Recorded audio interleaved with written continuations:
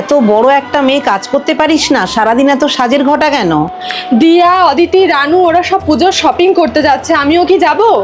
হাত পা না ভেঙে একদম ঘরে বসিয়ে রেখে দেবো। এই বাড়ির তো একটা সম্মান আছে। মেয়ে ছেলে যেখানে সেখানে ড্যাং ড্যাং করে যাওয়া ঠিক না। বাবা যেটা কিনে এনে দেবে ওটাই পরবি। ও মা, তুমি ওরকম করছো কেন? যাই না গো। বললাম তো না। বিয়া, ভাত দিয়েছি, চলে আয়। আজ থেকে ভাবছি তোকে হিসাব করে গুনে গুনে টাকা দেবো। একটু বেশি দিই কেন? যাতে রাস্তাঘাটে কোনো অসুবিধে না পড়তে হয়। যা বাবা, আমি আবার কি করলাম?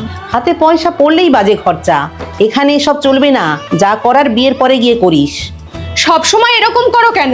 আমার তো আরো অনেক ফ্রেন্ডরা আছে, কই তাদের মায়েরা তো সারাদিন তোমার মতো খ্যাচ খ্যাচ করে না। কে কি করেছে আমার দেখার দরকার নেই। এখানে এসব চলবে না, ব্যাস। কিরে, পড়ছিস নাকি? দেখতেই তো পাচ্ছ, আবার জিজ্ঞেস করার কি আছে? জানিস, মামা তোর জন্য একটা ভালো ছেলে দেখেছে। কি বলছো মা? আমাকে গ্রাজুয়েশনটা কমপ্লিট করতে দাও। ওরে, এইরকম সম্বন্ধ যে বারবার আসবে না।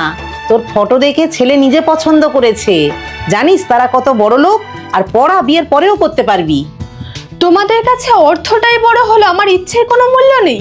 আমাকে এসব কথা বলে লাভ নেই। বাবা সেখানে ফাইনাল করে এসছে। মা, আপনি ততক্ষণ মুড়িটা খান, আমি চা করে নিয়ে আসছি। কি ব্যাপার বৌমা, গায়ে একটা গয়না পরনি কেন? সেগুলো আছে না হারিয়ে ফেলেছো? দেখে তো নতুন বিয়ে হয়েছে বলে মনেই হচ্ছে না। কমাস যেতে না যেতেই এই অবস্থা কেন? চওড়া করে সিঁদুর পরনি, এতটুকু টিপ, মাথায় ঘোমটা নেই। শোনো, তোমার খেয়াল খুশি মতো চললে হবে না। ভুলে যাচ্ছ এটা তোমার শ্বশুর বাড়ি। যা করার বাপের বাড়ি গিয়ে করো। ভুল হয়ে গেছে, আর কোনোদিনও এরকম হবে না। মা, ছাদে গেছিলাম, পাশের বাড়ির আন্টি দেখতে পেয়ে ডাকছিল, আমি কি যাব?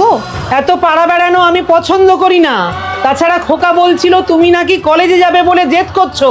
শোনো, এটা তোমার শ্বশুর বাড়ি। যত মনের ইচ্ছে আছে সব নিজের বাড়ি গিয়ে মেটাবে। মা বলতো তোর সব শখ শান্তি বিয়ের পর শ্বশুর বাড়ি গিয়ে করবি, আর এখানে শাশুড়ি মা বলছেন বৌমা এটা তোমার বাপের বাড়ি না, শ্বশুর বাড়ি। তাহলে আসল ঠিকানা আমার কোথায়?